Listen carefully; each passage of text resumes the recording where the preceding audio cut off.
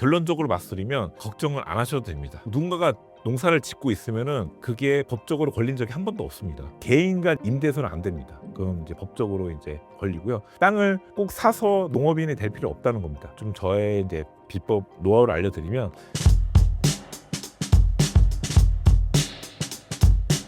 안녕하세요. 대박땅꾼 전은규 소장입니다. 제가 2005년도부터 투자를 시작해서 현재 21년 차 투자 전문가고요. 저는 아파트나 이런 거 건물 대신에 토지에 특화된 투자 전문가입니다. 저는 원래 직장 생활하면서 투자부로 제가 땅을 했는데 이제는 본업으로 땅만 투자하고 있고요. 100평으로 시작해가지고 현재 전국에 12만 평을 투자하고 있습니다. 경기도도 물론 하지만 저는 주로 지방권을 위주로 하고 있고요. 충청권이나 전라도, 제주도 이렇게 전국을 아울러서 수익 투자자, 저는 500만 원으로도 지금 투자가 가능하게끔 저도 투자도 그렇게 하고 있고요. 제 주변의 수강생님들이나 모두 그렇게 제가 드리고 있습니다. 대표님께서는 20년 차 토지 전문가이신데 다른 투자와 다르게 토지만이 가지는 강점은 무엇이라고 생각하시나요?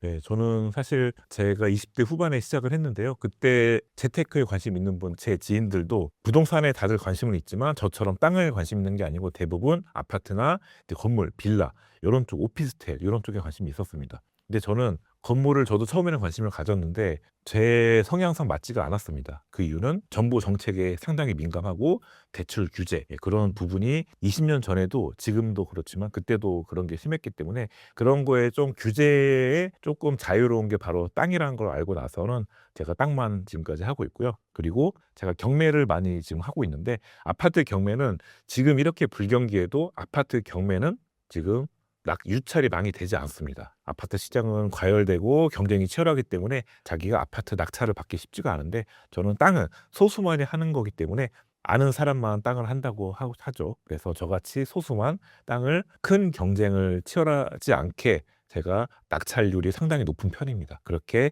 야금야금 제가 100평부터 시작해서 지금 10만 평 넘게 지금 투자를 하고 있고요. 그리고 가장 땅이 좋은 게 건물처럼 까다롭지가 않은 게 임차인이 없기 때문에 명도 소송이라는 게 없습니다. 그래서 땅은 누가 거기에 거주하는 게 아니기 때문에 아파트나 빌라, 오피스텔 이런 거는 다 명도, 사람을 내보내야 된다는 게 그게 상당히 까다롭습니다. 그래서 제 주위에도 처음에는 오피스텔을 좋아하다가 그분이 명도 소송에 너무 힘 빠지고 겁먹어서 그분은 이제 앞으로는 아파트, 건물 이런 쪽에 안 하고 저처럼 땅, 토지 경매만 하겠다, 편하게 그런 것만 하겠다 이렇게 하시는 분도 있을 정도로 이 토지 경매의 장점은 권리 분석도 깔끔하고 오히려 초보자가 아파트보다 토지 투자가 더 쉽다는 걸 말씀드리고 싶고요. 또 가장 또 제일 중요한 게 뭐냐면 아파트 경매는 사실 지금 500만 원이나 1000만 원 가지고 할 수 없습니다. 지금 아파트가 워낙 지방 아파트도 이제 30평이 최소 뭐 2, 3억 정도 하잖아요. 그럼 그 거금이 있어야 되는데 또 대출도 잘 안 되죠. 근데 땅은 500만 원, 1000만 원짜리 땅이 지금도 좋은 땅이 나옵니다. 그래서 앞전에 저희 수강생들도 제 덕에 제가 100만 원짜리, 200만 원짜리도 낙찰 받게끔 도와드렸기 때문에 지금도 그런 기회가 많이 옵니다. 그래서 소액 투자자, 특히 뭐 2030이나 3040, 첫 직장이나 뭐 지금 아직 사회 초년생들은 큰 거금이 없기 때문에 사실 500만 원 가지고 불릴 만한 게 뭐 코인이나 주식밖에 없다고 다들 오해하시는데 그거 말고도 가장 안전한 자산인 땅이 있습니다. 땅은 제가 안전하다는 표현을 제가 계속 말씀드리는데요. 코인이나 주식은 이게 본인이 500만 원 투자해놓고 제로가 될 수도 있습니다. 휴지 쪼가리가 될 수 있는데 땅은 투자해놓으면 어디 도망가지 않습니다. 그래서 땅은 거짓말하지 않는다는 명언도 있듯이 땅이라는 장점이 상당히 저는 장점이 많다고 생각을 합니다. 한국도 일본처럼 부동산 버블이 터질지 모른다는 말이 나오는데 토지는 이런 시황의 영향을 받지 않는가요? 저도 이런 처음에는 걱정을 좀 했는데 인구 증가되는 지역, 지자체는 걱정을 안 합니다. 그 이유는 인구가 늘어난다는 것은 그만큼 땅의 필요성이 있기 때문에 수요가 있기 때문에 계속 땅의 거래가 꾸준히 되고요. 우리나라 지자체가 예를 들면 100개가 있다고 하면은 그 100개가 다 인구가 늘어나지 않습니다. 특히 비수도권, 수도권은 그나마 선방을 하고 있는데 비수도권, 제가 좋아한다는 청청도나 뭐 전라도, 경상도, 제주도 이런 지역들은 인구가 소멸되는 지역이 있습니다. 그런 지역에 하시면은 토지도 위험합니다. 근데 저는 그런 지역이 아닌 인구가 증가하는 지역, 그러니까 개발 호재가 있어야 됩니다. 그 호재라는 거는 기업이 들어와야 되는데 최근에 다들 알다시피 SK 하이닉스가 지금 요즘 핫하죠. 삼성전자도 핫하지만 뭐 성과급을 뭐 얼마 수억에서 뭐 10억 넘게 준다고 하잖아요. 그런 게 호황이 되기 때문에 그 지역도 같이 호황이 됩니다. 그 사람들이 고소득자이기 때문에 지역에서 이게 경제도 활성화되기 때문에 그 지금 용인, 특히 이천이나 용인의 SK 하이닉스 부지는 상당히 매력적인 곳이고 땅값이 엄청 올랐고 그런 지역은 인구가 늘어납니다. 그래서 제가 최근에 지방인 새만금을 찍어드린 이유는 최근에 한 달 전에 이번 정부에서 현대자동차가 새만금에 무려 9조나 투자한다고 발표를 했기 때문에 저 새만금의 기대가 크고요. 기대가 큰데 반해서 지금 소액으로 500만 원, 1000만 원으로 투자가 된다는 게 그게 아직 믿겨지지가 않습니다. 아직 이 호재가 반영이 안 됐기 때문에 그런 지역을 한다고 하면은 충분히 일본 같은 약간 저도 예전에 일본 따라갈 수도 있다고 유혹이 됐는데 이렇게 우리나라 기업은 일본처럼 이렇게 경쟁에서 떨어지는 게 아니고 오히려 계속 초일류 기업으로 살아남고 영향력이 있기 때문에 일본과는 좀 약간 좀 다른 케이스다 이렇게 좀 생각을 하고 우리나라 최근에 인구는 물론 최근에 또 출산율도 조금씩 올라간다고 저는 들었습니다. 지방 정부 특히 뭐 인천이나 다른 지역에서는 뭐 1억까지도 준다고 하잖아요. 여러 가지 유도 인센티브를 주기 때문에 인구도 지금까지는 조금 떨어졌지만 조금 이제 회복이 된다. 저는 이렇게 생각하기 때문에 물론 조금은 정체될 수는 있지만 일본처럼 잃어버린 30년은 가지 않는다. 저는 그렇게 생각을 합니다. 땅값이 반의 반값까지 떨어졌다면 더 떨어질 가능성은 없을까요? 아쉽게도 반의 반값 이상은 떨어지진 않습니다. 왜냐하면 땅이 하자가 있으면 떨어질 수 있지만 정상적인 도로가 있고 건축이 되고 땅 모양 이쁘고 주변에 개발 호재가 있고 그러면 지금은 아무리 떨어져도 반의 반값 그러니까 1억짜리가 지금 3천만 원까지는 떨어집니다. 그렇다고 해서 1억짜리가 1천만 원까지 떨어지진 않으니까요. 자, 그렇게까지 기대한 거는 저는 욕심이라고 생각하고요. 저는 항상 지금 이 2026년 이 순간이 저는 골든타임이라고 생각을 합니다. 제가 20년 넘게 이 일을 했지만 지금처럼 좋은 땅이 이렇게 싸게 나오는 적은 없었습니다. 제가 예전에는 불과 5년 전, 4, 5년 전만 해도 제가 강의를 그때도 했는데 그때는 반값만 1억짜리가 5천만 원만 돼도 이거는 무조건 잡아라 이런 얘기를 했습니다. 근데 지금은 1억짜리를 5천에 잡으면 되는 게 아니고 1억짜리를 3천만 원에 잡아야 되는 시장이 왔다는 겁니다. 그만큼 경기가 안 좋아서 땅은 지금 쏟아지는데 살 사람이 지금 많지가 않기 때문에 지금 저같이 소수의 인원만 지금 지금 특혜를 보고 있다는 겁니다. 그 특혜를 지금 시청자님, 수강생님도 같이 받아야 된다고 저는 생각을 합니다. 잠깐! 역대급 부동산 규제 속 매집 마련 막막하시죠? 위기를 기회로 바꾸는 망고쌤의 명확한 대처법 무료 강의와 특급 전자책 3종 세트를 지금 무료로 드립니다. 고정 댓글 확인하세요. 소액으로 투자가 가능하다고 하셨는데 구체적으로 가장 싼 매물은 얼마 정도에 구매할 수 있을까요? 그 수강생님한테 제가 추천드렸던 땅인데요. 새만금 이제 발표가 되면서 땅값이 많이 오를 줄 알았는데 아직까지는 그렇게 여파가 이렇게 다행히 커지진 않아가지고 새만금에 800만 원짜리 이제 공매 물건이었습니다. 이 경매도 있지만 공매라는 것도 있고요. 그 공매로 800만 원짜리가 나왔는데 그게 계속 유찰이 돼가지고 190만 원까지 떨어졌습니다. 이거를 알려드려가지고 저희 수강생님이 그거를 190만 원짜리 땅을 낙찰을 받으셨습니다. 그래서 그 땅을 소액으로 190만 원짜리 땅을 낙찰 받아서 이제 그걸 한 1, 2년 정도 뭐 오랜 뭐 3년, 5년 묶이는 게 아니고요. 한 1, 2년만 갖고 계시면 충분히 그 땅을 1,000만 원이든 그 이상 충분히 팔 수 있는 가치가 있는 땅이기 때문에 그런 땅도 있었고 그분이 또 다른 땅을 또 하나 제가 또 경매로 낙찰받게 해드렸는데 그 땅도 당진에 한 400만 원짜리 땅이었습니다. 떨어져가지고 원래 1,000만 원짜리 땅이었는데 그게 계속 떨어져서 400만 원까지 떨어졌고요. 그러니까 그분은 저처럼 예전에 제가 10년, 20년 전에 했던 것처럼 월급을 받아서 매달 땅을 사고 계십니다. 그래서 월급으로도 땅을 살 수 있는 지금 토지 경매나 공매 이런 게 싸게 나오기 때문에 가능합니다. 앞으로 이런 토지 투자 최적기는 몇 년 정도 지속될 것으로 예상하시나요? 2026년이 저는 골든타임이고 IMF 이후로 최적의 시기라고 보는데 물론 이게 올해부터 온 건 아니고 재작년부터 왔었습니다. 2024년부터 뭔가 증상이 반값 이하로 막 떨어지기 시작하더니 작년부터는 반의 반값이 그냥 널려 있고 지금도 마찬가지입니다. 근데 5년, 10년 계속 간다고 생각하지는 않습니다. 다들 주목하세요. 지금이 골든타임이고 이게 저는 길면은 내년까지 간다고 생각합니다. 지금 항상 주기가 있죠. 그래서 지금은 바닥까지 내려왔고요. 이 주식처럼 이 토지 시장도 지금 많이 내려왔기 때문에 지금 이렇게 싸게 나온 게 계속 간다고 생각하지 마시고 올해 내년까지 좀 준비를 하셔가지고 좀 소액이라도 아까 제가 100만 원, 200만 원짜리 낙찰 받을 수 있다고 했잖아요. 그런 거를 누구든 땅을 살 수 있게끔 제가 많이 도와드릴 겁니다. 지금 제가 말씀드린 내용을 제가 더 자세하게 마련할 수 있는 저희 또 오프라인 무료 강의도 제가 준비를 했으니까요. 밑에 댓글 보시면 바로 가게 제가 다 해드리고 또 무료 제가 준비한 저의 실전 사례 그런 PDF 파일도 다 준비했으니까요. 더보기 댓글로 한번 참고하시기 바랍니다. 투자라면 최소 1,000만 원 이상의 시드머니를 마련하고 시작하기 마련인데 토지 경매의 경우 얼마 정도의 금액이 필요할까요? 사실 제가 예전에 강의할 때는 무조건 1,000만 원 이상은 있어라 이런 얘기를 했는데 요즘은 많이 더 내려갔습니다. 많이 내려가서 경기가 안 좋은 덕분에 지금 200만 원부터 시작을 할 수가 있습니다. 실제로 기존 수강생들은 200만 원짜리 낙찰을 받으신 분도 있고요. 그분이 또 400만 원짜리 땅도 낙찰 받으셨고요. 그러니까 1,000만 원으로는 땅을 여러 개 살 수 있습니다. 그러니까 이런 시기가 있다는 게 저는 정말 행복하고요. 다들 이 좋은 시기에 좋은 땅 하나씩 다 낙찰 받으셨으면 좋겠습니다. 그래서 지금은 1,000만 원도 좀 크다고 생각하고요. 500만 원 미만으로도 좋은 땅이 지금 있기 때문에 이 시기에 지금 공부를 잘 하셔가지고 잘 따라오셔야 됩니다. 그래서 시기 놓치지 마시고요. 계속 관심 가지셔서 이런 안전한 자산인 토지 투자에 한번 관심을 가지시면 좋겠습니다. 좋은 땅을 찾는다는 말이 초보자들에겐 어렵게 다가오는데 간단하게 좋은 땅 찾는 방법을 3가지만 알려주실 수 있을까요?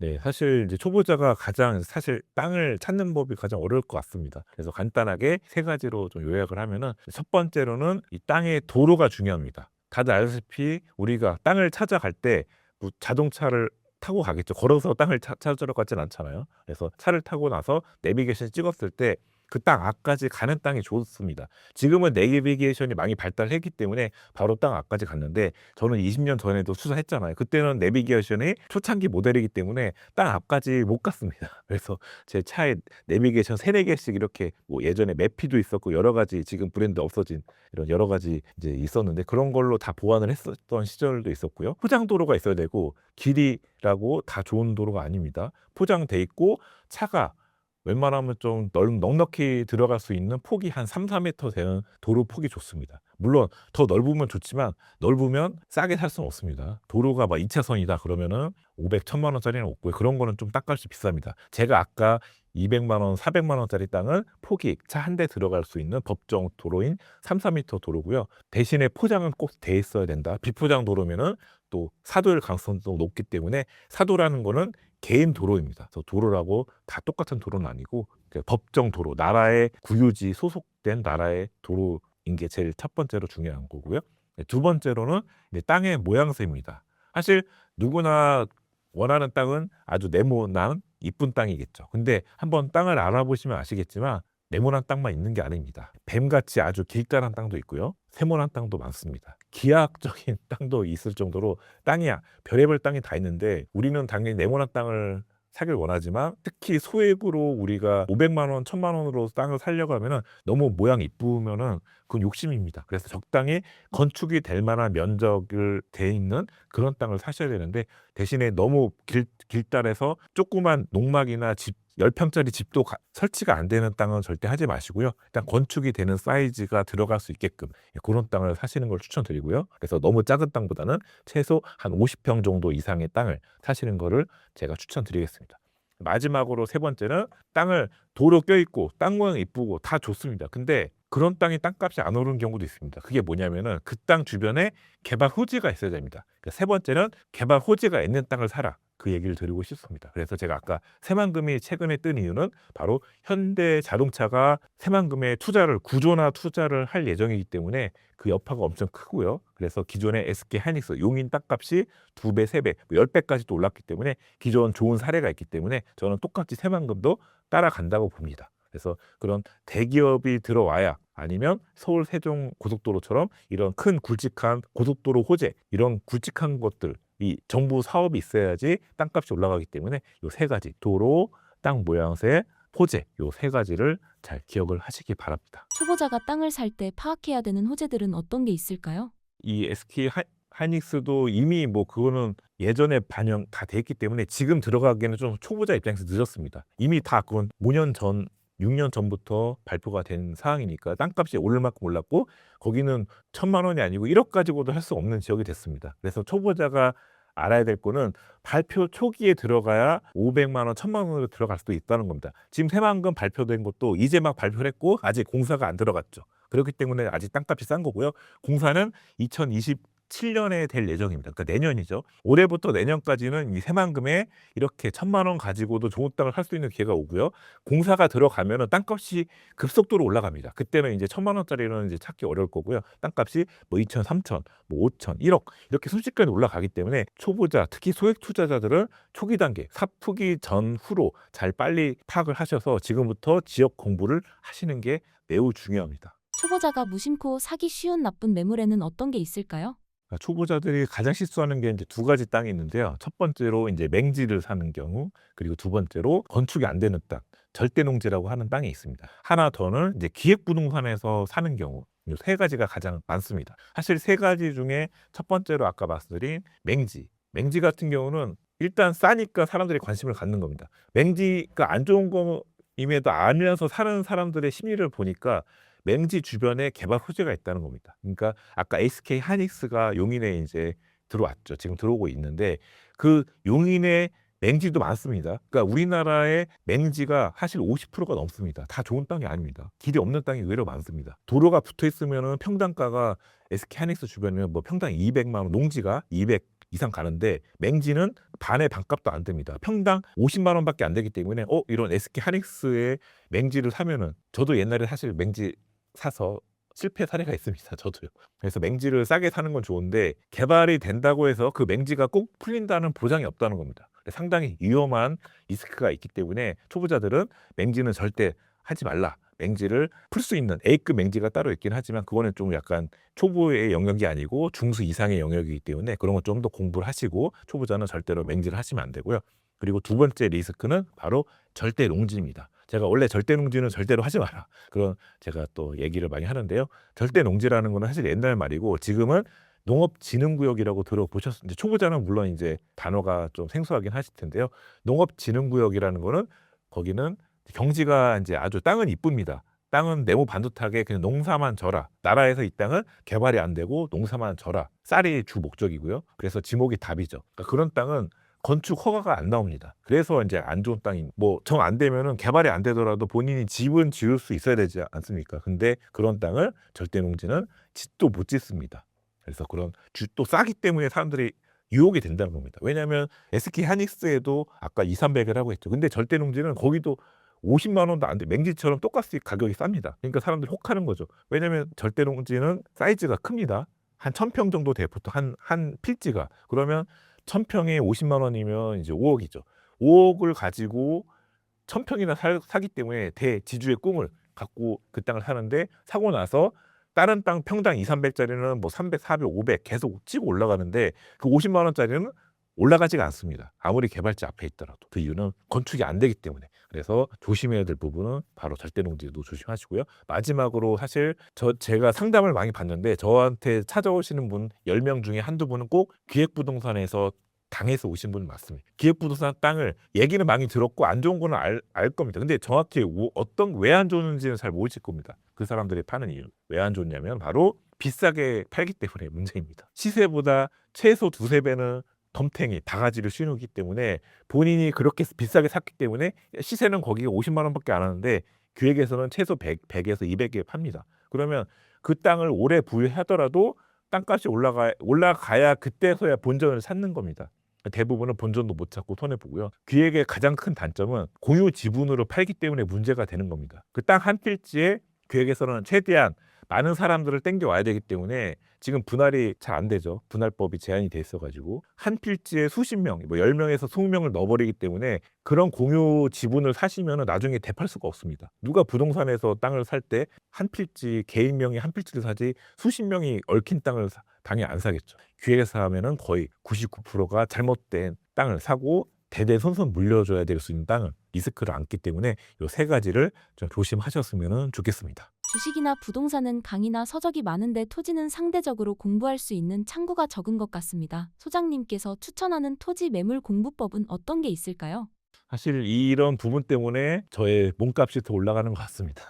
왜냐하면 아까 얘기하신 대로 다른 분야는 사실 전문가도 많고 책도 많이 나오면 쏟아집니다. 근데 땅에 관련된 전문가도 사실 아주 극소수고 책도 별로 없습니다. 저는 땅에 관련된 책을 15권이나 썼는데요. 나름대로 제 책이 베스트셀러, 또 올랐고요. 그래서 저는 지금도 이 순간에도 책을 집필하고 있습니다. 그래서 책이 많지 않기 때문에 저 말고도 물론 책 쓰시는 분이 있습니다. 토지 책을. 근데 조심해야 될 게는 제가 책을 보니까 그분이 기획부동산 대표였습니다.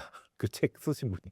그래서 그 책을 뭔가 좀 내용이 뭔가 특정적으로 너무 꽂고 약간 기획부동산 풍이 나서 제가 한번 자세히 보니까 실제로 그 책 쓰신 분이 기획부동산 대표라서 그 책을 읽고 그 기획부동산에 가서 막 투자하신 분도 있었고 그래서 사실 땅을 이렇게 전문가가 많지 않고 본인이 이 시세 파악도 어렵고 하다 보니까 상당히 어렵습니다. 그래서 이 번지수를 전문가를 잘 찾아가야 되는데 꼭 제가 아니더라도 요즘에 그래도 부동산 앱이 잘 나왔어요. 토지 앱이 잘 나왔기 때문에 시세 파악은 제가 많이 쓰는 디스코나 밸류맵 그리고 땅이라는 이제 3대 앱이 부동산 앱이 있습니다. 토지 앱이 있기 때문에 그런 걸로 주변 시세 파악을 잘 할 수가 있기 때문에 좀 그런 걸로도 확인하시면 되고요. 뭐 제 책이나 토지 그래도 전문가들이 몇 명 있기 때문에 그런 분들 책을 잘 읽고 저처럼 교육하시는 교육장에 잘 가셔가지고 이렇게 오프라인 강의도 들으시면은 그 같이 오신 분들과 또 소통도 되기 때문에 이렇게 커뮤니티도 만들 수 있고요. 여러 가지 장점이 있기 때문에 좀 그렇게 좀 활용을 하셨으면 좋겠습니다. 그래서 대부분이 어떻게 공부해야 될지 저 같은 전문가가 많지 않기 때문에 부동산도 많고요. 그렇기 때문에 많이 갈팡질팡 하실 텐데 제가 그래서 최근에 저는 약간 기능 제보한다는 생각을 합니다. 왜냐하면 저도 제 땅 사기 바쁜데 이렇게 나와서 강의를 한다는 것 자체가 제가 시간을 많이 빼서 해야 되거든요. 그럼에도 불구하고 저는 저를 찾아오신 분이 기획부동산 당에서 오신 분도 많고 너무 가슴 아픈 사연도 많기 때문에 제가 그런 부분을 실패해 보지 말려고 처음부터 첫 투자에서 좀 성공을 해드리고 싶어서 제가 최근에 강의를 많이 하고 있고요. 그 무료 강의 바로 밑에 댓글이나 더보기 누르시면은 지금 제가 무료 강의 또 제가 쓴 무료 경매 사례 이런 것도 제가 PDF 파일로 드리니까요. 밑에 많이 보시고 많이 참여하시기 바랍니다. 시골 농지의 땅을 사면 땅값이 오르지 않아도 수익을 벌 수 있다고 하던데 정말인가요? 네, 사실 그렇게 실현된 지가 불과 몇 년밖에 안 됐습니다. 제가 예전에 10년, 20년 전에는 이게 잘못 사면은 이게 누가 사는 사람이 없으면 임자가 안 나타나면 땅을 그냥 대대손손 물려줘야 되는 갑오로 남을 수도 있었는데요. 지금은 시대가 변해서 엄청 좋은 제도가 생겼습니다. 그게 바로 농지연금이라는 제도가 최근에 생겨서 그 혜택을 보시고 계시고요. 나라에서 땅을 사주기 때문에 본인이 꼭 만약에 투자를 했더라도 만약에 안 팔리더라도 그 땅을 나라에서 사준다는 겁니다. 그래서 그것도 아주 수익률, 주택연금과는 비교도 안 될 수익률로 땅을 농지연금 제도로 토지연금이죠. 그래서 땅을 가지신 분들한테 연금 제도, 특히 이제 연세가 물론 젊은 사람은 안 되고 60세가 돼야 됩니다. 그런 제도가 있기 때문에 오히려 땅이 더 안전 자산이 됐습니다. 그래서 갖고 계시면 꼭 그걸 되팔지 않더라도 묶이더라도 이렇게 연금을 활용하시면 그 땅에서 최대 300만 원까지 받을 수 있기 때문에 뭐 겁먹거나 무서워하시거나 그러지 않으셔도 될 것 같습니다. 최대 300만 원까지 받을 수 있다고 하셨는데 가족과 부모님을 포함하면 최대 얼마까지 받을 수 있을까요?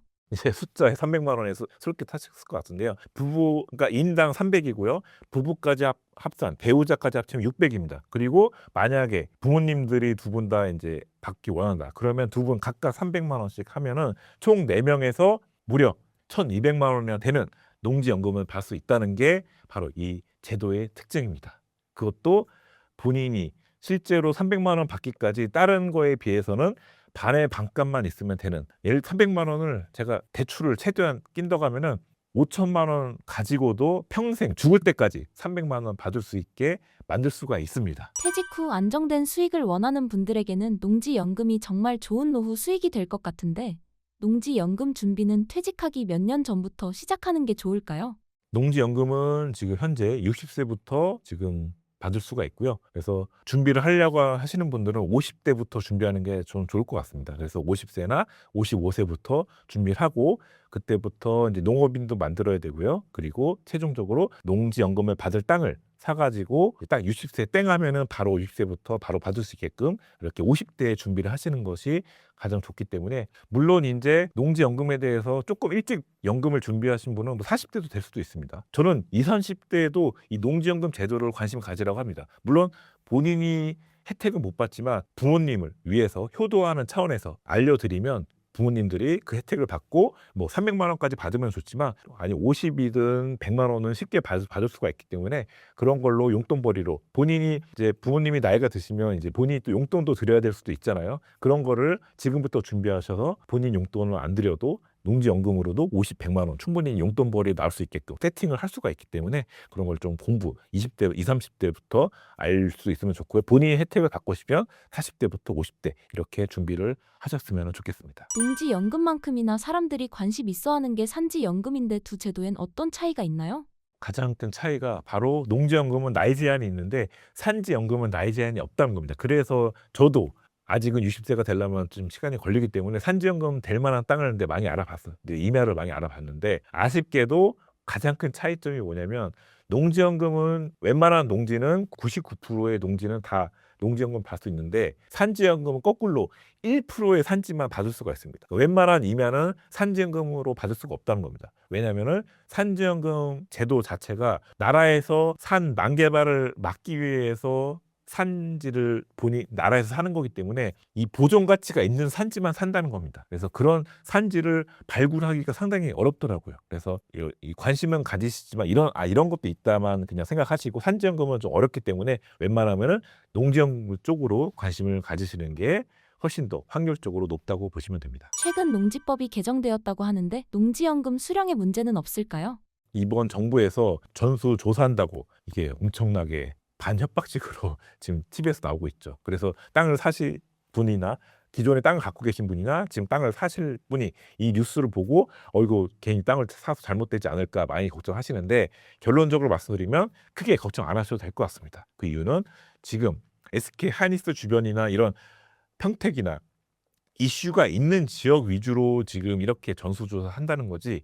그리고 전수조사를 해도 본인이 꼭 농사를 안 지어도 크게 걱정하실 필요 없는 게 누군가가 농사만 지어놓고 방치만 안 하면 된다는 겁니다. 그래서 나라에서 취지는 지금 휴경지가 많이 지금 방치가 된 땅들이 많기 때문에 그거를 막으려고 지금 전수조사를 한다고 얘기한 거고요. 그리고 그건 대부분은 이런 이슈 있는 토지 규제가 있는 지역들 위주지 제가 투자하는 뭐 충청권이나 전라도 새만금이나 제주도 이런 지역은 사실 영향력이 좀 약하다 이렇게 보시면 될 것 같습니다. 국민연금 고갈 소식으로 불안해하시는 분들이 많은데 농지연금에는 이런 리스크가 없을까요? 예, 국민연금은 사실 고갈된다는 뉴스는 계속 예전부터 나왔던 거라서 국민연금에 대해서 좀 걱정을 많이 하셨듯이 농지연금도 똑같이 국민연금 따라가는 게 아니냐 이렇게 걱정도 많이 하실 수도 있습니다. 근데 저는 걱정하지 않는 게 농지연금은 계속 줄 수밖에 없는 게 나라에서 지금 어차피 우리나라 국토 종합개발 했을 때 이 지금 서울 수도권에 집중된 지금 인구가 지금 집중이 돼 있잖아요. 그거를 지금 지방 분권화를 계속 시도해서 주요 관공서를 계속 세종시나 뭐 나주나 또 나주에 LH공사도 나주에 있죠.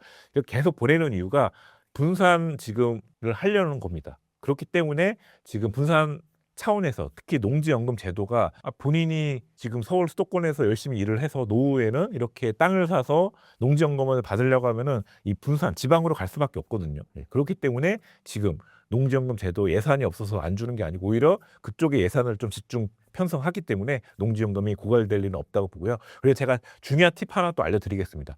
농지연금과 더불어서 그 농지연금 해서도 돈을 받을 수 있지만 거기다가 플러스 태양광 다 들어보셨죠? 논바닥에다가 태양광을 설치하면은 또 거기서도 추가로 수익을 얻을 수가 있습니다. 그 농지연금용 땅을 받을 수도 있고 오히려 수익률은 오히려 태양광으로 더 수익률이 좋기 때문에 100% 대출이 됩니다. 그래서 태양광으로 돈을 벌어서 그걸로 이 대출 이자를 갚을 수도 있기 때문에 또 태양광은 나이 제한도 없습니다. 그래서 땅은 점점 더 규제가 없고 오히려 연금처럼 태양광으로 이렇게 수익률을 더 극대화시킬 수 있기 때문에 좀 많은 분들이 이 땅에 대해서 관심을 가지셨으면 좋겠습니다. 서울에 있는 분들이 지방의 땅을 사서 관리가 힘들다면 어떻게 준비하면 좋을까요?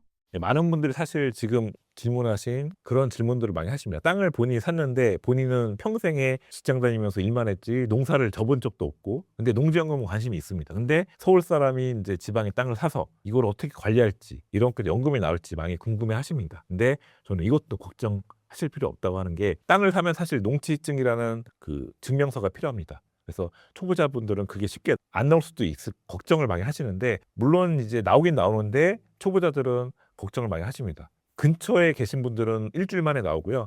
우리 같이 서울 사람들은 외지 땅을 살 때 요즘은 한 보름에서 한 달 정도 농지 심의위원회를 거치기 때문에 좀 시간은 걸리는 것뿐이지 100% 다 나옵니다. 그런 걱정하실 필요 없고요. 또 농지연금 관리 그런 거 어떻게 할 거냐, 본인이 농사를 져야 되는데, 그래서 제가 팁을 이제 또 물론 정규 강의 때 제대로 강의 때 또 알려드리겠지만 본인이 열심히 농사를 할 필요가 없다는 겁니다. 예를 들면은 제일 편한 거는 나무를 심어 놓고 그것도 다 농지로 관조합니다.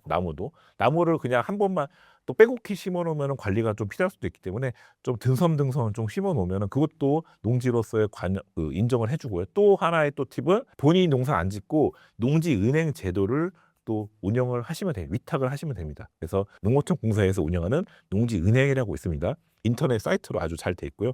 거기 들어가시면 본인이 농사 짓기 힘들다 싶으면 농지은행에다 위탁하시면 그분들이 알아서 위탁 영농을 짓기 때문에 본인은 땅만 사고 그렇게 위탁을 해서 농지연금을 받을 수가 있기 때문에 크게 저는 농사에 관련돼서는 크게 걱정을 안 하셔도 될 것 같습니다. 농지연금을 준비하기 위해 내일부터 당장 준비해야 할 것 하나만 말씀해 주실 수 있을까요? 지금 사실 제가 골든타임이라고 했죠. 농지연금 받을 땅을 싸게 사는, 그러니까 농지연금용 땅은 무조건 경매나 공매로 사셔야 됩니다. 시세대로 사면은 사실 수익률이 주택연금처럼 많이 줄어듭니다. 우리는 10억짜리 땅 기준으로 우리는 300만 원을 받는데 중요한 거는 경매로 지금 10억짜리가 3억까지 내려간다고 했죠. 그렇기 때문에 10억짜리 제 돈 주고 사는 게 아니고 계속 유찰돼가지고 3억에 사서 그것도 현금으로 3억을 다 주는 게 아니고 대출이 또 토지는 잘 나옵니다. 아파트랑 틀려서 대출 규제가 없기 때문에 3억짜리 땅을 우리는 자기 돈 5천만 원만 있으면 됩니다. 그러면 아까 제가 처음에 말씀드렸던 5천만 원으로도 300만 원, 평생 300만 원을 받을 수 있기 때문에 그래서 지금 대출을 잘 이용하고 지금 골든타임을 잘 이용해서 지금 10억짜리를 3억에다가 잘 받고요. 경매나 공매를 통해서 그런 식으로 좀 지금 시기를 잘 이용하면은 아주 좋은 땅을 싸게 사서 농지연금도 좋지만 이 땅의 가치, 주변에 개발 호재가 있으면은 더 이상 올라갈 수도 있습니다. 그러니까 땅이라는 게 그런 또 재미가 있기 때문에 두 마리 토끼를 잡을 수도 있다. 농지연금 플러스 투자용 이 두 마리 토끼를 잡을 수 있는 좋은 시기에 우리가 이 강의를 들을 수가 있다는 겁니다. 제가 많이 이 부분에 대해서 알려드리겠습니다. 그래서 이런 농지연금 물론 지금 솔깃하지만 그래도 이제 자세히 듣고 싶은 분들 많을 겁니다. 이렇게 짧게 얘기하는 게 아니고 제가 아주 자세하게 다시 저희가 무료 강의를 준비했으니까요. 밑에 더보기 댓글 누르시면은 저희가 무료 강의 신청을 받을 거니까요. 밑에 잘 보시고 무료 강의뿐만 아니고 제가 그동안 반의 반값 경매 사례집도 제가 PDF 파일로 제가 원래 유료로 받는 걸 그것도 이번에 무료로 제공해 드리기 때문에 그 두 가지를 잘 챙겨 가시려고 하면은 꼭 밑에 더보기 댓글 누르셔가지고 참여하시기 바랍니다. 서울은 이제 공장 지을 전기도 부족하다는데 전기가 넘쳐나는 새만금 부안 땅값이 안 오를까요? 사실 지금 전기가 모자라서 서울도 뿐만 아니고 지금 용인 아까 SK 하닉스도 지금 그 일부를 새만금에 옮겨야 되지 않냐 이런 얘기도 나왔듯이 서울 수도권에는 전기가 부족한 게 사실입니다. 그래서 그 부족한 거를 지금 새만금 이런 데 지역은 태양광 전문 시설이 많습니다. 워낙 땅이 산이 없고 평지가 많고 햇빛이 잘 받기 때문에 거기는 태양광 에너지의 우리나라의 최대 지금 사업지로 보시면 되고요. 그래서 현대차가 거기에 투자해서 태양광이라든지 2차 전지 사업 그리고 그 로봇, 수소, 전기, AI 이런 여러 가지 첨단 산업을 바로 새만금에서 지금 준비를 하기 때문에 그래서 지금 땅값이 거기는 안 오를 수가 없습니다. 과연 정의선 회장이 판교 600배 허허발판 새만금을 꼽은 구조짜리 큰 그림은 무엇일까요? 네, 사실 지금 판교도 큰데 판교에 지금 600배라고 했죠. 그만큼 새만금은 땅이 어마어마하게 큽니다. 한번 대부분 이 영상을 방송을 보시는 분들도 새만금에 대해서 자세히는 모를 거고 가보지도 않으셨을 것 같은데 한번 가보시면은 놀랄 정도로 엄청 어마어마합니다. 부지가 서울의 3분의 2 면적, 여의도의 140배나 되는 엄청난 허허 벌판은 지금은 아무것도 없습니다. 근데 그게 현대가 들어오기 때문에 얘기가 틀려진다는 겁니다. 그래서 지금 군산이나 부안 여기에 들어오기 때문에 앞으로 들어오는데 중요한 거는 제시만 한 게 아니고 당장에 내년에 이제 착공이 될 예정입니다. 보통 우리가 계획을 잡고 MOU를 하면은 보통 이제 사업 단계에서 취소되거나 변경되는 건 많은데 이번에는 틀립니다. 왜냐하면 현대차도 여기가 현대자동차 공장이 들어오는 게 아니죠. 아까 말씀드린 대로 로봇, AI 이런 첨단 산업이 여기에 들어오기 때문에 현대차도 새로운 먹거리를 찾아서 지금 그 부지를 찾는데 새만금만한 부지가 없다는 겁니다. 그래서 새만금에 입주하는 기업들은 나라에서 뭐 취등호세 면제도 해주고 여러 가지 이런 땅값 이런 것도 많이 할인해주고 하기 때문에 큰 기업들이 들어올 수 있게끔 좋고요. 그리고 물론 새만금의 가장 큰 단점이 있습니다. 바로 지리적인 한계. 전라도라는 단점이 있죠. 우리나라에서 사실 전라도가 가장 낙후돼 있지 않습니까? 그 이유는 교통편도 안 좋고 여러 가지가 이제 인프라가 안 좋기 때문에 지금까지 낙후돼 있었는데 최근에 제2 서해안 고속도로도 지금 개통이 지금 대기 직전이고요. 그리고 KTX도 새만금 KTX도 들어갈 예정이고 새만금 신항만, 새만금 신공항 이런 여러 가지 바다, 육지, 하늘 이런 여러 가지 교통망이 조만간 5년 이내에 다 이루어지기 때문에 그래서 현대차까지 딱 다 맞아 떨어집니다. 그래서 이 모든 게 완성될 시점은 3년에서 5년 걸리는데 중요한 거는 땅값이 5년 뒤에 올라가는 게 아니고 지금부터 올라간다는 거에 주목을 하셔야 됩니다. 그래서 지금 바닥일 때 새만금 땅을 잘 찾아보시면 아까 말씀드린 대로 500만 원, 1000만 원짜리 땅을 지금 살 수가 있기 때문에 지금 잘 잡으셔야 된다는 게 지금 포인트입니다. 현대차가 새만금에 9조 원을 쏟아붓는다는데 대기업이 찍은 땅 주변은 무조건 오르는 거 맞나요? 사실 새만금은 현대차 그 이전에 20년 전에 삼성도 들어올 뻔했습니다. 근데 삼성은 MOU만 체결하고 사실 실제로 들어오지 않았기 때문에 그래서 지금 새만금이 10년 이상 정체가 돼 있었던 게 사실입니다. 근데 지금은 그때랑은 시대가 변했습니다. 새만금은 지금 모든 인프라, 바닥 공사를 다 마무리했고 지금 신항만도 지금 마무리가 돼가고 있고요. 신공항도 있고 여러 가지가 지금 철도망, 도로망 다 지금 갖춰지기 직전이기 때문에 이제 기업만 제대로 된 기업만 들어오는 면 세팅이 되면 다 끝납니다. 그래서 예전이랑 새만금은 지금 10년 전이랑 지금이랑 많이 틀려졌고요.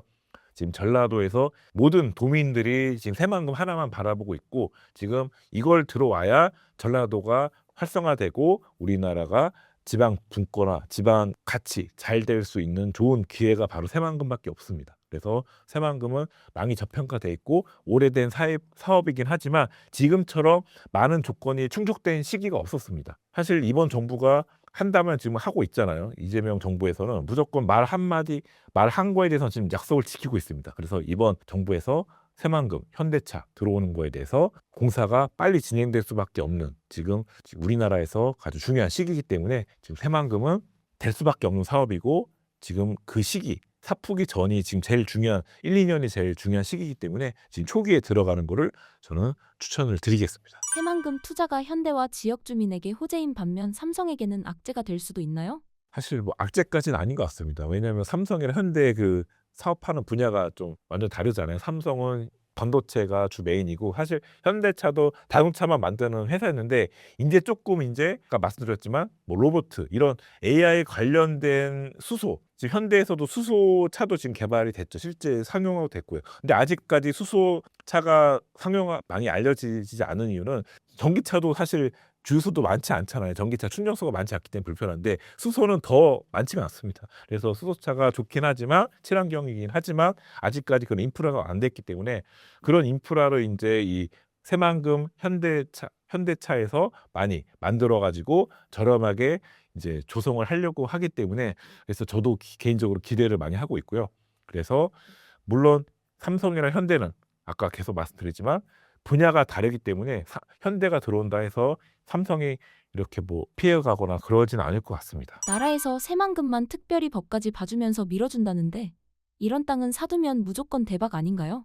그러니까 새만금을 계속 키워주는 이유는 왜냐하면 조성을 지금까지 하려고 지금 20조 이상 투자했습니다. 근데 다 조성해놨는데 사실 기업들 현대차가 이제 30만 원이 들어온 거긴 하지만 그 이전에는 사실 제대로 된 기업이 안 들어왔습니다. 그래서 계속 인센티브를 주고 유혹을 해서 큰 기업이 들어올 수 있게끔 유치를 하려고 노력을 했고 드디어 이번 정부에서는 큰 현대차라는 대기업이 들어오는데 성공을 시켰습니다. 현대차를 시작으로 앞으로 현대차뿐만 아니고 워낙 땅덩어리가 새만금이 넓기 때문에 다른 대기업도 들어올 여지가 충분히 있습니다. 그래서 전 새만금을 기대를 많이 하고 있고요. 부지가 지금 지금 아까 1000만 평 넘다고 얘기를 했죠. 서울의 3분의 2 면적이 빈 땅이기 때문에 뭐가 들어오든 그래서 여기는 지금 그림을 그린다는 표현까지 했습니다. 잘만 조성을 하면은 뭐든지 다 들어올 수 있고 이제 시작이기 때문에 새만금의 공항, 항만 지금 새만금 크루즈 제가 며칠 전에 크루즈도 탔는데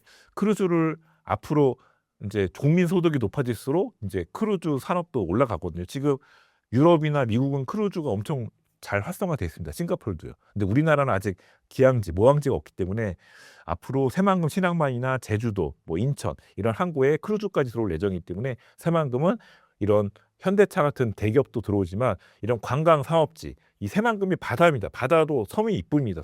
남해처럼. 그럼 남해까지 가려면 너무 먼지만 새만금은 서울에서 군산까지는 한 2시간 반이면 2시간 거리에 있기 때문에 그렇게 멀지가 않습니다. 거기다 교통편까지 KTX까지 연결되면은 앞으로 1시간에서 1시간 반 거리밖에 안 되기 때문에 이 서울 수도권 분들도 앞으로 새만금에 관광하러 또 더 많이 올 예정이기 때문에 새만금의 미래는 높다고 평가를 하고 있습니다. 앞으로 사람이 7만 명이나 몰려온다는데 그 사람들이 먹고 자고 쓸 땅, 지금 미리 사두면 얼마까지 벌 수 있을까요? 사실 이거를 정확히 맞춘다고 하면은 제가 점쟁이겠죠. 사실 저도 투자를 오래 했지만 예전에 사실 저도 초보였을 때는 실패도 봤었고 시행착오를 많이 겪었습니다. 근데 제가 20년 이상의 내공이 쌓였기 때문에 지금은 절대로 실패하지 않는 투자만 하고 있고요. 그 투자 비법을 제가 우리 시청자 수강생분들한테 지금 알려드리고 있습니다. 그래서 정확히 제가 맞추진 못하지만 그래도 지금 그 많은 수만 명의 인원, 사실 저는 7만 명 이상이라고 봅니다. 왜냐하면 현대차만 수만 명에 이르고요. 거기다가 협력업체, 하청업체까지 하고 여러 가지 부대시설까지 하면은 엄청난 많은 인원이 새만금에 몰려올 예정인데요. 그분들이 오기 전에 미리 싼 땅을 잡아놔야지만 수익률을 극대화할 수 있고. 그러니까 지금 만약에 초기 단계 사시면은 저는 두세 배는 최소 두세 배는 기본적으로 벌 수 있다고 봅니다. 제가 저의 이제 성공 사례를 말씀드리면 저는 항상 초기 단계에 먼저 들어가거든요. 그래서 예전에 역세권에 투자할 때도 초기에 이천 두발역이나 당진의 합덕역이나 평택의 안중역 같은 경우도 저는 평당 10만 원대, 20만 원대에 들어갔습니다. 그게 지금 평당 100만 원 이상 올라갔거든요. 10배까지도 가능하다는 겁니다. 초기에 들어가면. 그래서 새만금도 지금 아까 들어가시면 1,000만 원짜리 땅 미만도 있다고 했죠. 그런 땅을 잡아 놓으시면 뭐 2배, 3배를 떠나서 그 이상도 기대를 할 수가 있기 때문에 지금 빨리 일찍 들어가시는 게 그런 효과가 좋다는 겁니다. 3년 뒤에 건물들이 꽉 들어찼을 때 웃으면서 현금 챙겨 나오려면 지금 어떤 땅을 골라야 할까요? 아무리 현대차가 지금 발표를 했지만 그동안 새만금을 땅을 갖고 계신 분들은 좀 지쳐 있습니다. 그래서 사실 지쳐 있고 빨리 현금화를 하고 싶어 하기 때문에 이렇게 현대차가 발표함에도 불구하고 지금 나오는 땅들이 비싸지가 않습니다. 아직 경매 시장이 치열하지 않고요. 그래서 지금 2026년, 27년까지는 그래도 싸게 잡을 수 있는 기회이기 때문에 경매로는 500에서 1,000만 원짜리로 매입을 할 수 있고요. 공매도 마찬가지입니다. 일반 매물, 우리가 부동산에서 살 수 있는 땅을 1,000만 원짜리는 조금 힘들지만 한 2천만 원에서 3천만 원 정도면 충분히 도로 끼고 땅 모양 이쁘고 개발지 각 새만금 현대차 부지에서 멀지 않은 땅을 그 정도 금액으로 살 수 있다는 겁니다. 그래서 소액 투자 1억 미만, 5천 미만 이런 금액으로 사실 서울 수도권에서는 입성하기 힘들거든요. 그래서 좀 눈을 낮추시고 충청권도 뭐 세종시도 좋고 충청도도 좋지만 이렇게 좀 더 어차피 거기 조금 내려오면 한 30분, 1시간 내려오는 겁니다. 조금 더 내려와서 이런 현대차 대기업이 들어온다는 지역에 투자하시면은 절대 실패보지 않고 수익률도 안정적으로 잡을 수 있는 그런 땅을 보실 수 있게 될 겁니다. 사실 이런 새만금 또 군산, 김제, 부안 여러 가지 지역도 있고 그 지역의 면 단위도 알아셔야 되는데 이런 거를 사실 초보자가 어렵습니다. 저는 사실 그런 지역에 1,000번 넘게 갔기 때문에 자신 있게 말씀드릴 수 있고 그 지역 주민보다 오히려 제가 더 잘합니다. 그 지역 주민이 저한테 물어봅니다. 이 땅이 어떠냐고. 그 정도로 제가 거기에 내공이 많이 쌓여 있기 때문에 이런 돈 되는 정보, 쪽집게 돈 되는 정보를 알려드리는 곳이 바로 제가 지금 최근에 무료 강의를 시작했기 때문에 그 무료 강의를 보시기 위해서는 밑에 댓글로 보시면은 바로 가기 돼 있기 때문에 댓글이나 더보기에 보시면 제가 무료 강의 새만금에 대해서 자세히 알려드릴 예정이니까요. 많은 관심 부탁드리겠습니다. 최근 이재명 정부에서 농지를 강제로 매각해야 한다는 소식이 나왔는데요. 이렇게 되면 도시 사는데 시골에 땅 있는 사람들 다 팔아야 하는 거 아닌가요?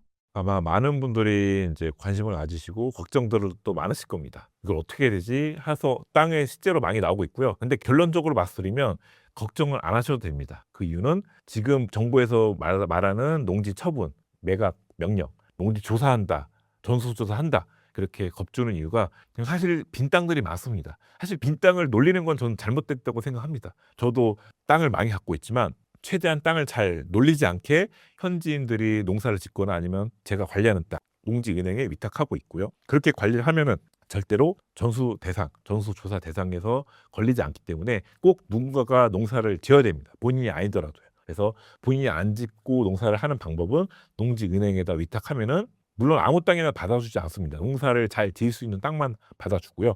평수가 너무 조그면 안 되고 그런 좀 차이는 있습니다. 그런 거 자세한 거는 제가 강의 때 또 알려드릴 거고요. 그래서 지금 이렇게 정부에서 전수조사한다 얘기가 나오지만 실제로 전수조사할 대상은 이렇게 수도권 일부 지역입니다. 그러니까 토지 거래 규제 지역, 특히 용인이 대표적이고요. 용인의 이동 남사업이 최근에 토지 거래 허가구역을 묶였죠. 그런 지역 아니면 SK 하이닉스, 그리고 원삼, 배감 이런 특정 지역에 이제 돼 있는 거고, 지금 저희가 많이 추천드리는 지역은 충청권이나 새만금, 전라권, 그리고 세종시나 제주도 이런 지역들은 사실 그런 규제 지역에서는 좀 벗어났고, 사실 농사만 지으면 되는 거기 때문에 본인이 농사 안 지어도 된다. 그 점을 좀 말씀드리고 싶습니다. 나라에서 전수조사를 나오게 되면 실제 농사 짓는 거 증명할 수 있을까요? 그렇죠. 이제 원래는 이제 우리나라 농지법은 작용을 해야 되는 게 원칙인데, 말씀드린 대로 본인이 사실 작용을 안 해도 지금까지 누군가가 농사를 짓고 있으면은 그게 법적으로 걸린 적이 한 번도 없습니다. 지금 아무리 정부 바뀌어도 아무리 이렇게 엄포를 해도 누군가가 농사 짓는 땅은 건드릴 수가 없고요. 왜냐하면 본인이 예를 들면 본인 명의로 된 땅을 갖고 있는데 본인이 아파서 농사 못 지을 수도 있잖아요. 그러면 이제 친척이 할 수도 있고 동네 주민들이 할 수도 있고요. 그리고 가장 합법적인 방법은 아까 제가 제안했듯이 농지은행에 위탁하는 방법이 가장 좋습니다. 그게 그렇게 어렵지가 않기 때문에 농지은행 사이트만 들어가시면 아주 친절하게 사이트에서 자세히 나와 있습니다. 그런 거를 한번 사이트 들어가셔서 한번 공부를 하시면은 전수조사 대상 그런 거에 전혀 관련이 없어지기 때문에 큰 걱정 안 하셔도 될 것 같습니다. 상속당도 규제 대상이 될 수 있나요?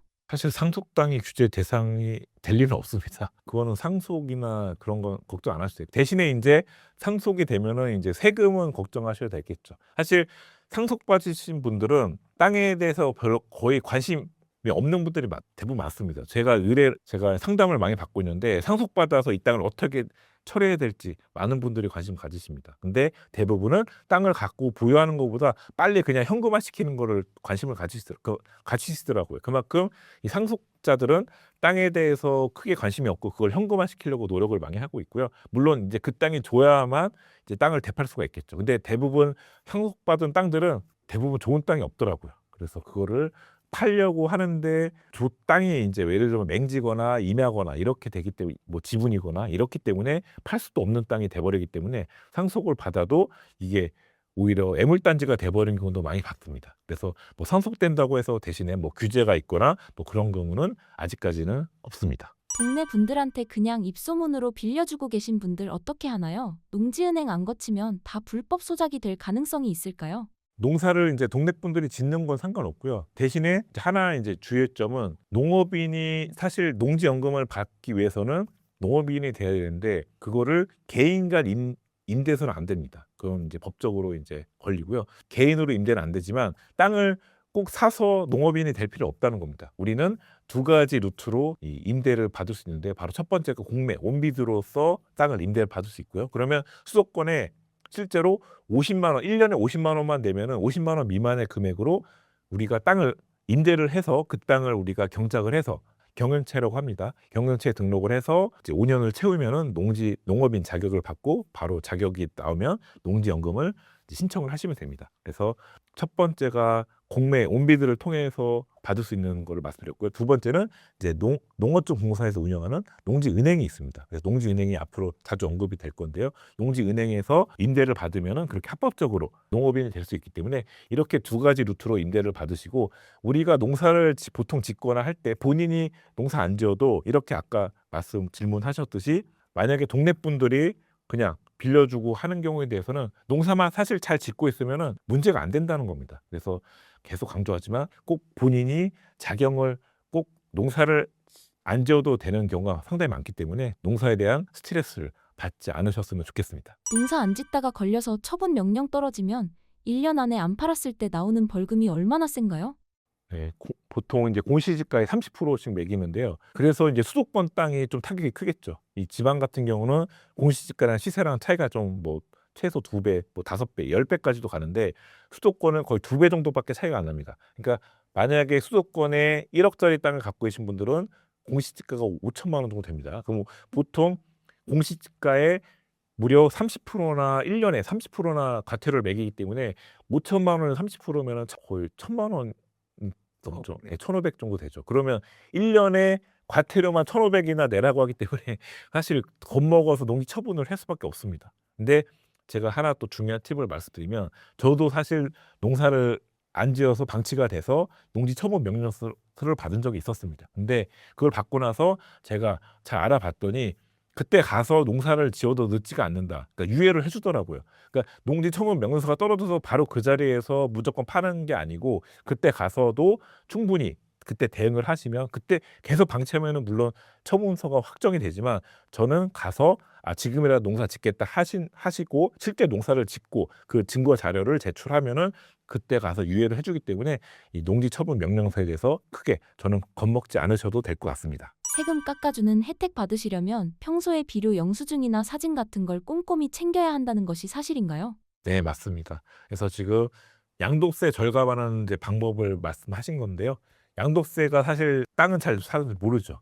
사실 똑같습니다. 아파트처럼 건물처럼 그 자기가 시세 차익에 얼마를 버냐. 예를 들면 1,600만 원 기준으로 보통은 6%부터 시작을 하죠. 근데 우리는 거기서 실제로 농사꾼이 아니기 때문에 16%부터 10% 가산세가 붙습니다. 비사업용 토지는요. 그래서 지금 아까 얘기하신 대로 혜택을 받기 위해서 비료 영수증이나 이런 걸 첨부하는 이유가 10%를 혜택을 받기 위해서 사업용 본인이 작용했다는 기록을 남기기 위해서 그런 비료 영수증이나 농기계 사용 그런 걸 만드는 겁니다. 사실 그런 거는 하나의 그냥 팁이고 그런 게 난 너 힘들다. 그러면 그냥 10%더 내더라도 그렇게 비사업용 토지로 양도세를 하시면 되는 거기 때문에 너무 그 비료나 이런 영수증 꼭 챙길 필요 없고요. 챙기면 세금을 좀 더 혜택을 받는다. 예, 그 정도로 이해하시면 될 것 같습니다. 그리고 또 하나의 팁을 알려드리면 땅은 보유하면 보유할수록 장기 보유 특별 공제 제도라는 게 있기 때문에 보유하면 연수가 늘어날수록 공제를 해주기 때문에 세금도 조금씩 깎아줍니다. 그래서 좀 보유하면 보유할수록 나중에는 그런 세금 혜택도 받기 때문에 묶인다고만 생각하지 마시고 세금 혜택도 받는다. 그렇게 좋게 생각하셨으면 좋겠습니다. 나중에 땅을 팔 때 비사업용 토지로 찍히면 세금을 남들보다 훨씬 많이 낼 수도 있는데 그 부분은 어떻게 대비해야 할까요? 이 대비를 하는 게 쉬운 게 아닙니다. 왜냐하면 대비를 안 하면은 훨씬은 아니고 사실 차이가 10%밖에 안 됩니다. 뭐 10%가 뭐 클 수도 있지만 저는 그렇게 크진 않다고 보거든요. 10% 차이 때문에 그 많은 고생을 해서 본인이 농사꾼으로서 활동을 하고 실제 농사도 져야 되고 여러 가지 뭐 비료 영수증이나 다 첨부를 해야 되는데 난 그게 싫다. 난 그냥 10%더 내더라도 편하게 비사업용 농지로 남겠다 하면은 그냥 10%더 내시면 됩니다. 대신에 그게 좀 아까우시면은 하나 좀 저의 이제 비법 노하우를 알려드리면 땅을 성토를 하시면 됩니다. 성토. 그 성토비가 예를 들면 500에서 1,000만 원 나왔다 하면은 그 비용을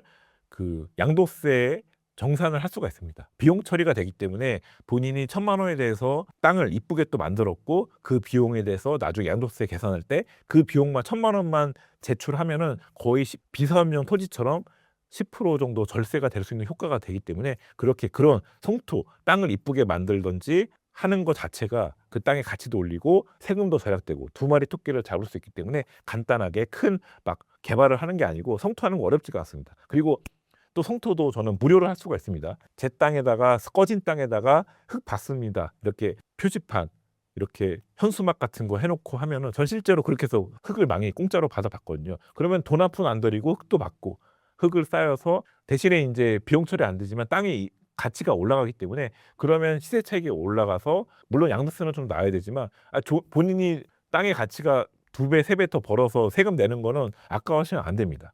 만약에 성토를 해서 비용 처리할 수 있는 제가 방법을 알려드렸기 때문에 땅으로도 충분히 비용 처리해서 양도세를 줄일 수 있는 방법은 여러 가지가 있기 때문에 잘 연구해 보시면 충분히 세금은 크게 걱정 안 하셔도 될 것 같습니다. 그리고 또 하나의 팁은 만약에 공동지분을 하는 방법도 있는데요. 본인 혼자서 하면은 세금이 본인한테 이제 다 들어오지만 땅을 살 때 공유지분으로 그러니까 부부나 친구가 같이 사면은 그게 세금이 분산되기 때문에 세금을 절세하는 또 비법입니다. 그래서 그걸 아시는 분들은 꼭 본인 2명에서 같이 투자를 하셔가지고 나중에 양도세도 각자 이렇게 정산이 되면은 세금을 훨씬 또 줄일 수 있기 때문에 또 그런 방법도 있다는 것을 알려드렸습니다. 정부에서 앞으로 농지 들고만 있어도 세금을 더 올릴 수도 있다는데 계속 가지고 있는 게 좋을까요? 아니면 정리하는 게 좋을까요? 이 방송을 보시는 분들이 농업인들이 되려고 하시는 분보다 사실 투자 마인드, 이 땅을 소액으로 들어가서 단기간에 이 불리는 게 목적이라고 저는 생각합니다. 그래서